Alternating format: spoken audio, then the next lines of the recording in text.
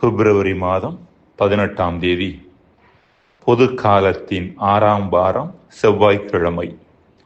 முதல் வாசகம். தொடக்க நூலிலிருந்து வாசகம். அதிகாரம் 6, இறை வசனங்கள் 5 முதல் 8, அதிகாரம் 7, 1 முதல் 5 மற்றும் 10. அந்நாள்களில் மண்ணுலகில் மனிதர் செய்யும் தீமை பெருகுவதையும் அவர்களின் இதய சிந்தனைகளெல்லாம் நாள் முழுவதும் தீமையையே உருவாக்குவதையும் ஆண்டவர் கண்டார். மண்ணுலகில் மனிதரை உருவாக்கியதற்காக ஆண்டவர் மனம் வருந்தினார். அவரது உள்ளம் துயரமடைந்தது. அப்பொழுது ஆண்டவர், நான் படைத்த மனிதரை மண்ணிலிருந்து அழித்தொழிப்பேன். மனிதர் முதல் கால்நடைகள், ஊர்வன, வானத்து பறவைகள் வரை அனைத்தையும் அழிப்பேன். ஏனெனில் இவற்றை உருவாக்கியதற்காக நான் மனம் வருந்துகிறேன் என்றார். ஆனால் நோவாவுக்கு ஆண்டவரின் அருள் பார்வை கிடைத்தது. அப்பொழுது ஆண்டவர் நோவாவிற்கு கூறியது, நீ உன் குடும்பத்தார் அனைவரோடும் பேழைக்குள் செல். ஏனெனில் இத்தலைமுறையில் உன்னையே நான் நேர்மையானவனாக காண்கிறேன். தக்க விலங்குகள் எல்லாவற்றிலிருந்தும் ஆணும் பெண்ணுமாக 7 ஜோடிகளையும், தகாத விலங்குகளிலிருந்து ஆணும் பெண்ணுமாக 1 ஜோடியையும், வானத்து பறவைகளிலிருந்து ஆணும் பெண்ணுமாக 7 ஜோடிகளையும், மண்ணுலகெங்கும் அவற்றின் இனங்கள் உயிர் பிழைத்துக் கொள்வதற்காக உன்னுடன் சேர்த்துக்கொள். ஏனெனில் இன்னும் 7 நாள்களில் மண்ணுலகின் மேல் 40 பகலும் 40 இரவும் நான் மழை பெய்விக்கப் போகிறேன். நான் உருவாக்கிய உயிரினங்களை எல்லாம் இந்த நிலத்திலிருந்து அழித்தொழிப்பேன். ஆண்டவர் கட்டளையிட்டபடியே நோவா எல்லாவற்றையும் செய்தார். 7 நாள்களுக்குப் பின் மண்ணுலகில் வெள்ளப்பெருக்கு ஏற்பட்டது. ஆண்டவரின் அருள்வாக்கு. இறைவா, உமக்கு நன்றி. நற்செய்தி வாசகம். மார்க்கு எழுதிய நற்செய்தி அதிகாரம் 8, இறை திருவசனங்கள் 14 தொடங்கி 21 முடிய. அக்காலத்தில் சீடர்கள் தங்களுக்கு தேவையான அப்பங்களை எடுத்துச் செல்ல மறந்து விட்டார்கள். படகில் அவர்களிடம் ஓர் அப்பம் மட்டுமே இருந்தது. அப்பொழுது இயேசு, பரிசேயர், ஏரோதியர் ஆகியோரது புளிப்பு மாவை குறித்து மிகவும் கவனமாயிருங்கள் என்று அவர்களுக்கு கட்டளையிட்டார். அவர்களோ தங்களிடம் அப்பம் இல்லையே என்று ஒருவரோடு ஒருவர் பேசிக் கொண்டார்கள். இதை அறிந்த இயேசு அவர்களை நோக்கி, நீங்கள் உங்களிடம் அப்பம் இல்லை என ஏன் பேசிக் கொள்கிறீர்கள்? இன்னுமா உணராமலும் புரிந்து கொள்ளாமலும் இருக்கிறீர்கள்? உங்கள் உள்ளம் மழுங்கியா போயிற்று? கண்ணிருந்தும் நீங்கள் காண்பதில்லையா? காதிருந்தும் நீங்கள் கேட்பதில்லையா? ஏன் உங்களுக்கு நினைவில்லையா? 5 அப்பங்களை நான் 5000 பேருக்கு பிட்டு அளித்த போது மீதியான துண்டுகளை எத்தனை கூடைகள் நிறைய எடுத்தீர்கள் என்று அவர் கேட்க, அவர்கள் 12 என்றார்கள். 7 அப்பங்களை நான் 4000 பேருக்கு பிட்டு அளித்த போது மீதி துண்டுகளை எத்தனை கூடைகள் நிறைய எடுத்தீர்கள் என்று கேட்க, அவர்கள் 7 என்றார்கள். மேலும் அவர் அவர்களை நோக்கி, இன்னும் உங்களுக்கு புரியவில்லையா என்று கேட்டார். ஆண்டவரின் அருள்வாக்கு. கிறிஸ்துவே, உமக்கு புகழ். அன்புக்குரியவர்களே, தொடக்க நூல் முதல் பிரிவில் கடவுள் அனைத்தையும் படைத்த பின்பு அவற்றை நல்லதென கண்டார் என்று வாசிக்கிறோம். நல்லதென கண்ட படைப்பை ஆள்வதற்காக கடவுள் தன் சாயலாகவே மனிதனை படைத்தார். நல்லதாக படைக்கப்பட்ட படைப்பு தொடர்ந்து நல்லதாகவே இருந்தது.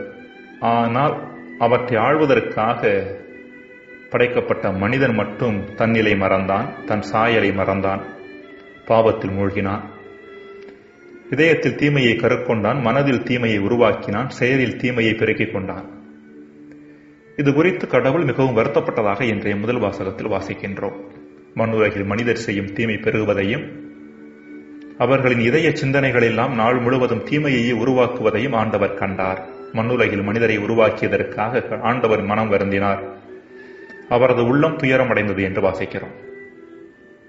இப்படிப்பட்ட தீமையின் காரணமாக கடவுள் வெள்ளப்பெருக்கின் வழியாக உலகை அழித்ததையும் அவ்வழிவிலிருந்து நோவாவையும் அவர் குடும்பத்தையும் காப்பாற்றியதையும் நாம் பார்க்கிறோம்.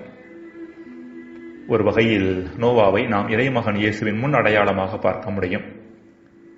அனைத்து மனிதர்களும் தீமையில் மூழ்கி அழிவை நோக்கி பயணித்த வேளையில் நோவா தன்னை காத்து கொண்டார். மேலும் அவர் வழியாக உயிரினங்கள் அனைத்தும் பாதுகாக்கப்பட்டன. இறைமகன் இயேசுவும் தன்னை நல்லவராக காத்துக் கொண்டது மட்டுமல்லாமல் தன் சிலுவைச் சாவு வழியாக இந்த உலகத்தையும் காத்தார். மனிதர்களை மட்டுமல்ல, இயற்கையையும் காத்தருளினார். தீமையால் பாதிக்கப்படாத மனிதர்களாக வாழ்வதற்கு, நோவாவைப் போல நல்லவர்களாக வாழ்வதற்கு தேவையான மனநிலை என்ன என்பதை இன்றைய நற்செய்தியில் நாம் பார்க்கிறோம். இறைமகன் இயேசு பரிசேயர்களது புளிப்பு மாவு குறித்து, அதாவது அவர்களது எதிர்மறை தாக்கம் குறித்து பேசிய பொழுது சீடர்கள் அப்பம் குறித்து பேசிக் கொண்டதாக மார்க் எழுதுகிறார். அதாவது இயேசுவின் கவனம் ஒரு ஆழமான விஷயத்தை பற்றி இருந்த பொழுது சீடர்களின் கவனம் பொருளாதாரம் சார்ந்த கவனமாகவே இருந்தது. இதை இயேசு கடுமையாக கடிந்து கொள்கிறார். நீங்கள் உங்களிடம் அப்பம் இல்லை என ஏன் பேசிக் கொள்ளுகிறீர்கள்? இன்னுமா உணராமலும் புரிந்து கொள்ளாமலும் இருக்கிறீர்கள்? உங்கள் உள்ளம் ஒழுங்கியா போயிற்று? கண்ணிருந்தும் நீங்கள் காண்பதில்லையா? காதிருந்தும் நீங்கள் கேட்பதில்லையா? ஏன் உங்களுக்கு நினைவில்லையா? 5 அப்பங்களை நான் 5000 பேருக்கு பிட்டு அளித்த போது மீதியான துண்டுகளை எத்தனை கூடைகள் நிறைய எடுத்தீர்கள்? 7 அப்பங்களை நான் 4000 பேருக்கு பிட்டு அளித்த போது மீதி துண்டுகளை எத்தனை கூடைகள் நிறைய எடுத்தீர்கள்? இன்னுமா உங்களுக்கு புரியவில்லை என்று தொடர்ச்சியான பல கேள்விகளை கேட்கின்றார். இன்றைய நற்செய்தியானது கேள்விகளின் தொகுப்பாகவே இருக்கிறது. இப்படிப்பட்ட கேள்விகள் வழியாக இயேசு சீடர்களது முட்டாள்தனத்தை கடிந்து கொள்கிறார். இக்கேள்விகளை கொஞ்சம் கூர்ந்து நோக்கினோம் என்றால் இயேசு அவர்களிடம் கேட்க விரும்பிய கேள்வி ஒன்றுதான் என்பது நமக்கு புரிய வரும். நீங்கள் இறைவனுக்கு முக்கியத்துவம் கொடுத்து அவரையும் அவரது உறவையும் முழுமூச்சாக தேடுகின்ற பொழுது உங்களது பொருளாதார தேவைகளை அவர் எளிதில் நிறைவு செய்வார் என்ற அடிப்படை உண்மை உங்களுக்கு இன்னுமா புரியவில்லை என்பதுதான் இயேசு கேட்க விரும்பிய கேள்வியாக தெரிகிறது. எனவே அன்பிற்குரியவர்களை, இன்றைய நற்செய்தியில் இயேசு சீடர்களுக்கு கொடுக்கும் அழைப்பு பொருளாதாரத்தையும் தாண்டி அவர்கள் சிந்திக்க வேண்டும் என்பதே. பொருளாதாரத்தையும் தாண்டி சிந்திக்கிற மனிதனால் மட்டுமே நல்லவனாக இருக்க முடியும். ரிச்சர்ட் டாக்கின்ஸ் என்பவர் இங்கிலாந்தைச் சேர்ந்த ஒரு அறிவியலாளர். அவரது புத்தகம் த செல்ஃபிஷ் ஜீன்ஸ். இந்த புத்தகத்தில் அவர் கொடுக்கின்ற செய்தி இதுதான்: தன்னை பாதுகாத்துக் கொள்ளவும், தன் தேவைகளை நிறைவு செய்யவும், தன்னை மையப்படுத்திய செயல்பாடுகளை மேற்கொள்வதற்கான வேட்கை உடம்பின் ஒவ்வொரு அணுவிலும் இருக்கிறது. இந்த உடம்பில் உள்ள ஒவ்வொரு அணுவின் தன்மை தன்னை பாதுகாத்துக் கொள்ள முயற்சிப்பதாகும். அதாவது அடிப்படையில் நம் உடம்பில் உள்ள ஒவ்வொரு அணுவுமே செல்ஃபிஷ் என்று சொல்லப்படுகின்ற தன்னலமிக்கதுதான். இந்த உடம்பில் உள்ள ஒவ்வொரு அணுவின் தன்மை தன்னை பாதுகாத்துக் கொள்ளக்கூடியதாக இருக்கின்ற வேளையில் இந்த உடம்பையும் தாண்டி எந்த ஒரு மனிதன் செல்லுகின்றானோ அவன் மட்டுமே சுயநலமற்றவனாக இருக்க முடியும். இந்த உடம்புக்குள் பொருளாதாரத்துக்குள் சிக்கிக் கொள்ளுகின்ற மனிதன் சுயநலவாதியாக இருப்பது தவிர்க்கப்பட முடியாது என்பதுதான் அவர் சொல்லுகின்ற செய்தியாக இருக்கிறது. ஜெபம். இறைவா, உம் சாயலாக படைக்கப்பட்ட நாங்கள் என் உடம்பையும் தாண்டி இந்த பொருளாதார வாழ்வையும் தாண்டி செல்வதன் மூலம் நல்லவர்களாக, உம்மை போல அன்புள்ளவர்களாக வாழ்வதற்கான அருளை தர உம்மை மன்றாடுகிறோம். ஆமீன்.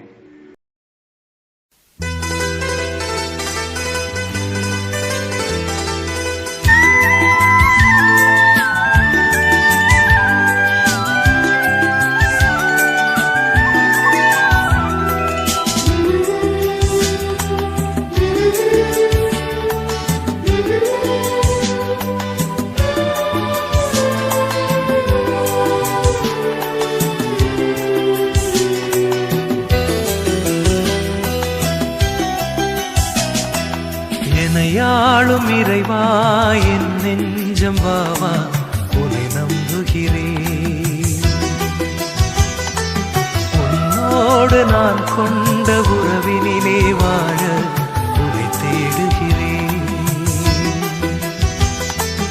இறைவா வருவாய், இதயம் தருவாய். இறைவா வருவாய், இதயம் தருவாய்.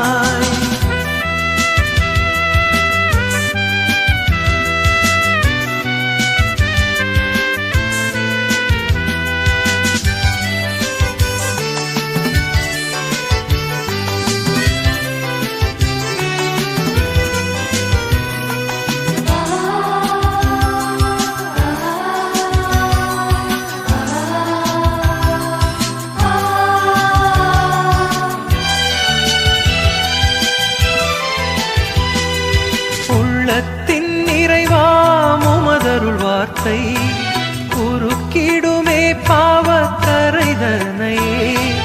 உள்ளத்தின் நிறைவாம் உமதருள் வார்த்தை குறுக்கிடுமே பாவக்கரைதனையே. உதிர்த்திடுமே உள்ள கவலைகளை, உதிர்த்திடுமே உள்ள கவலைகளை. அன்பால் உயர்த்திடுமே இந்த உலகம்தனை, இந்த உலகம்தனை. எனையாளும் இறைவா என் நெஞ்சம் வாவா, உன்னை நம்புகிறேன். உன்னோடு நான் கொண்ட உறவினிலே வாழ உன்னை தேடுகிறேன்.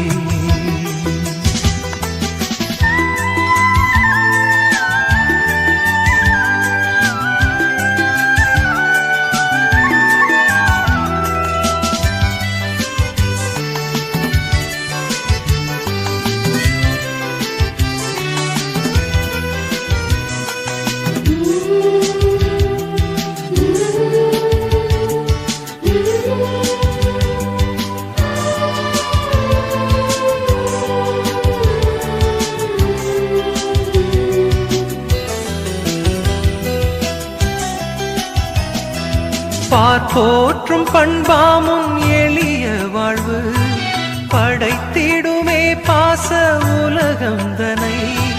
பார்ப்போற்றும் பண்பாமும் எளிய வாழ்வு படைத்திடுமே பாச உலகம்தனை. பகிர்ந்திடுமே அன்பு வாழ்வுதனை, பகிர்ந்திடுமே அன்பு வாழ்வுதனை.